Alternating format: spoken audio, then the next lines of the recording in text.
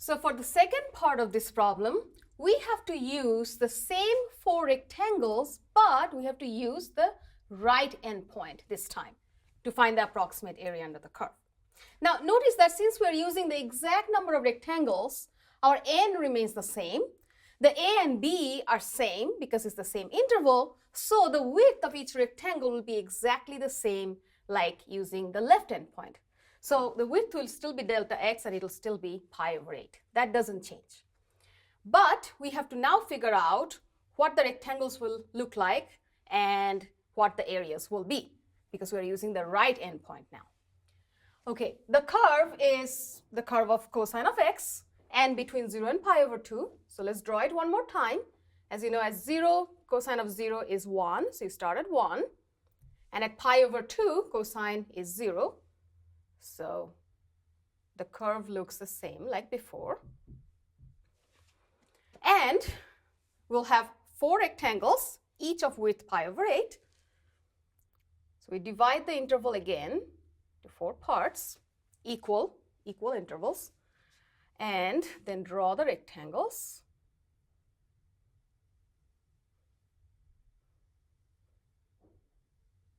Okay, remember the right endpoint will touch the curve. That's what it means by right endpoint rectangles.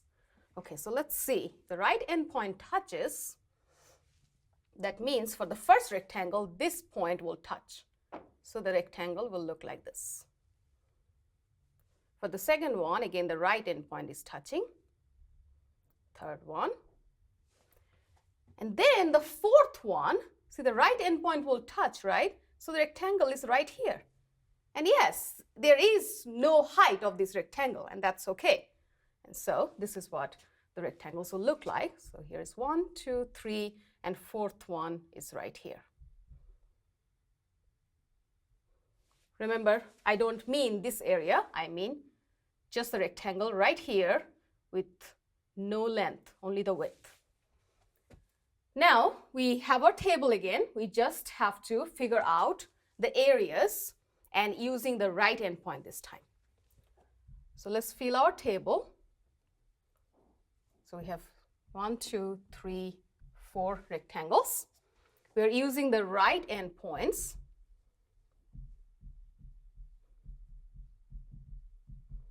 And again, they are CI, say.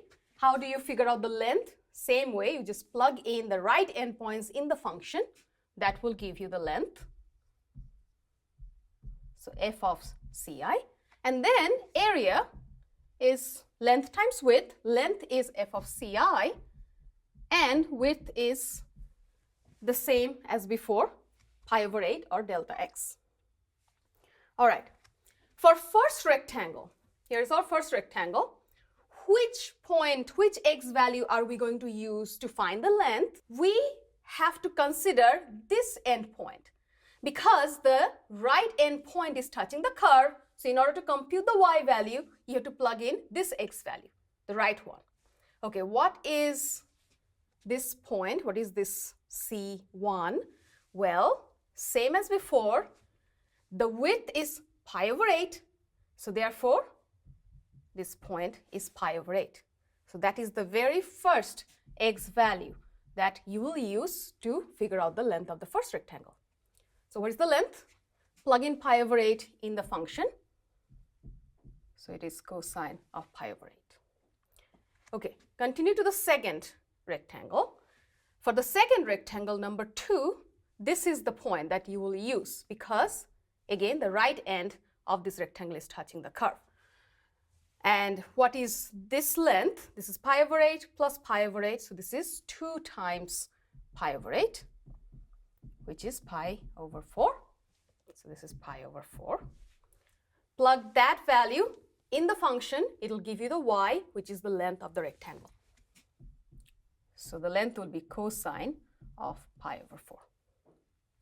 Let's keep on going. For the third rectangle, we use the next endpoint, and that's pi over 8 plus pi over 8 plus pi over 8. So it's 3 times pi over 8 or 3 pi over 8. Plug that value in the function to get the length. So it's cosine of 3 pi over 8. Finally, for the last rectangle, okay, you can think of it the exact same way, right? The right end point is pi over 2. Plug that in the function. So this is pi over 2. Plug it in the function. Cosine of pi over 2, we know that this is 0. So there is no length, and therefore the area of the last one will be 0. All right, let's compute the areas now. You know the area of a rectangle is length times width, and the width is pi over 8. You have all the lengths, you just multiply pi over 8 to each one, and you get the area of each rectangle. So the first one, cosine of pi over 8 times pi over 8.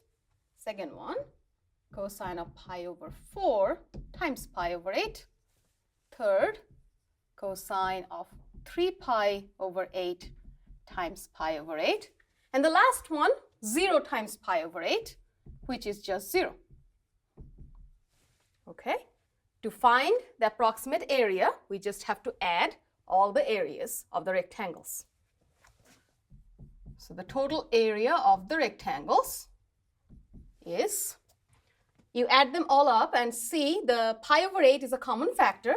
So you can just pull the pi over 8 out and then add all the lengths.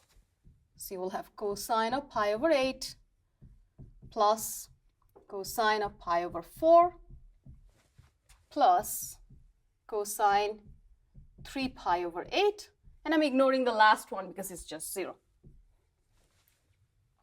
Now you can use any graphing utility, plug in these values, and then see what the approximate area is. So pi over 8 times, add cosine pi over 8, cosine pi over 4, and cosine of 3 pi over 8. And you get your approximate area, which is 0.7908. So one more time, if you use the right endpoints in 4 rectangles to approximate the area under the curve of cosine of x above x-axis between 0 and pi over 2, then the approximate area of the region is 0.7908. Thank you.